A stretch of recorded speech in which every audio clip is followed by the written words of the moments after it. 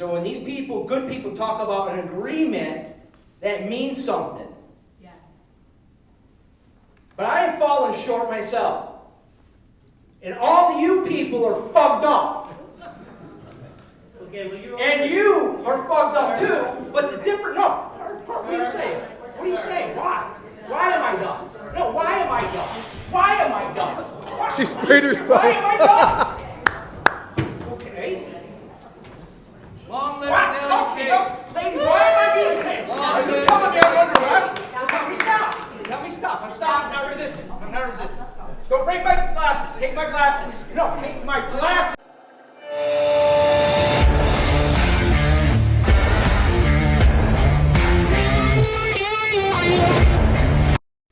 Hello, this is Dwayne Whitmer with Act Now Media. Today's video takes us to Clay, New York, a small town in Onondaga County, where we covered an eminent domain public hearing for a woman, 91-year-old Azalia King, whose home is on a chopping block to be taken by the Onondaga County IDA in order to help Micron develop a semiconductor factory in their county. Issues surrounded the public notice of this because the King family said they were not actually notified until a local news organization reached out to them to tell them of the hearing. While this meeting was held at 9 a.m. on a Thursday, 150 to 200 people still showed up, a majority of which spoke in favor of the Kings and against eminent domain. However, while over 150 to 200 members of the public showed up, not in attendance were County Executive Ryan McMahon, who's been a figurehead in this Micron development agency, and no members of the Onondaga County IDA showed up to face the public, who came out in huge numbers in support of 91-year-old Azalia King. The picture shown here is a template design of what they believe these semiconductor factories will look like upon completion. However, the project has already been delayed a handful of years and has been surrounded with many concerns, many issues, and many delays. One of the largest issues are whether or not you can get water to the factory for cooling and what happens to the wastewater. Currently, the county does about 17 to 18 million gallons of water daily, but this will double once the Micron plant is put in place, and there are concerns if this is a feasible thing to do. There are also massive greenhouse and environmental concerns as New York is cracking down on fossil fuels and looking to go greener with electricity. Can they get the electric needed to run these factories, and what is the impact on the surrounding environment? Even a small loss of power to one of these factories creates a hundreds of thousands of dollar loss per second to Micron. One of the largest and most outstanding issues that hasn't been addressed is whether or not the infrastructure can even handle a building like this. Another large issue is the impact on the wetlands. This map shows the wetlands that will be affected by the construction of this factory. In order to build this factory, Micron, Onondaga County, and Oswego County are working together to mitigate 200 to 300 acres of wetlands. The plan is to build a 400 to 500 acre wetland in nearby Oswego County to make up for the wetlands that will be demolished in building this factory. Local residents are also concerned about a 49-year, $284 million property tax break that Micron will be getting. With the additional costs needed for infrastructure updates, electrical updates, and the cost that Micron's going to input onto the grid, along with these tax breaks, the concerns are the taxpayers will be subsidizing additional costs.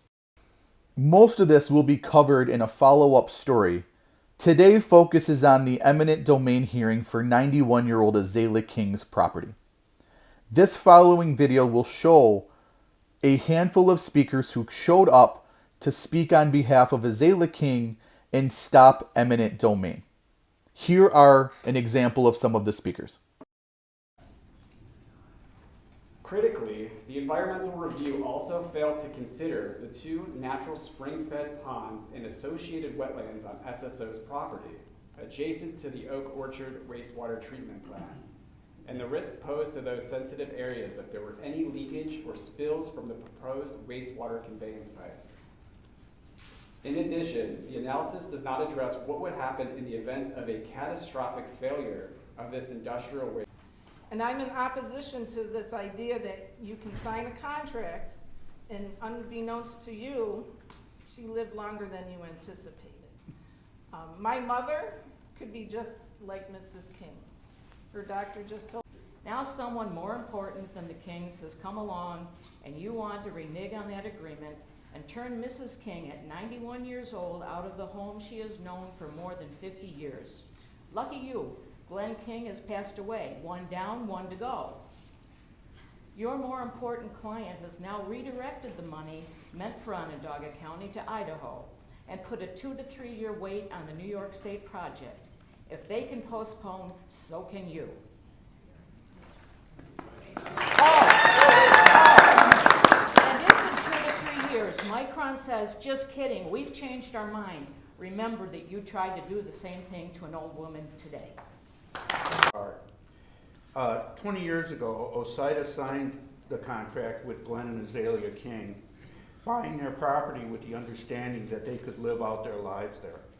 OCIDA now wants to renege on that contract. If this is how OCIDA conducts business on a small scale, because this is relatively small compared to the whole project, how can the people of Clay, Cicero, and Onondaga County trust them to be honest and have integrity on a $100 billion project? I can't see how that's going to happen. I debated for days whether to come because I knew this was going to be a done deal. This is going to be a done deal. And I noticed what's interesting is the members of our OCIDA are not sitting up here. Yeah, that's right.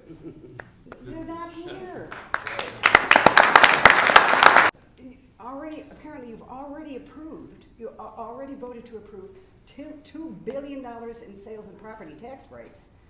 In addition to $22 billion in subsidies from the state and federal agency, and it says the taxpayers will pay for about half of the estimated $51.5 billion cost to build 2 chip factories. And 2 is only the beginning. Okay, then there's supposed to be 2 more. He did everything he could to make sure his wife was taken care of for the rest of her life. And the only thing he couldn't defend her against was the government. My stepfather said when this project first came in, you can't get in the way of progress. I thought that was admirable of him. But as I dwell on that, we're not getting in the way of progress. Progress is ripping through my grandmother's home. We chose to live there long before this was ever talked about. And it's terrifying that you guys can just rip through someone's home. If that lady needs somebody to stand in front of the equipment when it gets to her house, call me. I'm going to end with this, is that Marvin Heemeyer may be dead. One of my heroes from Granby, Colorado. But I do hope his spirit lives on in Clay, New York. And I hope you guys keep up the good fight, and we're here to support you any way we can. Thank you guys. Listen, I swore an oath, and I promise you on my stripes, my word means something. I swore to defend Americans against all enemies, foreign and domestic. And when you switch the law to bully 91-year-old ladies, you are bordering on that line between domestic. So you can take your amendment. How is a town going to run a plant this size in this project? You can't handle the normal problems of this community. I really have a problem.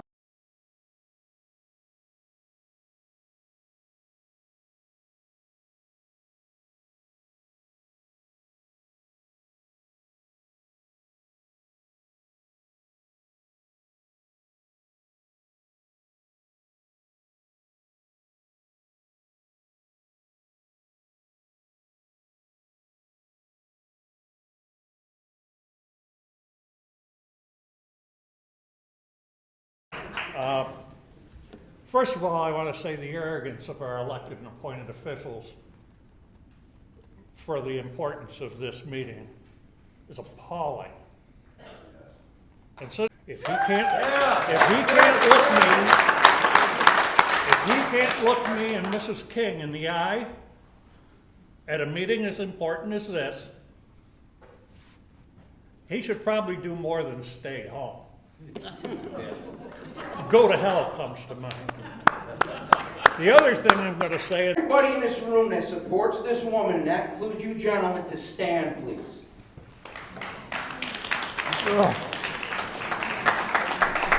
And if you can't, raise your hand, please. Respectfully. Nice and high so you don't need your eyes see you. There are two brief updates to this story. First of all, a day after the hearing, it looks like the King family and Onondaga County IDA has reached an additional settlement to help facilitate Miss King from leaving the property.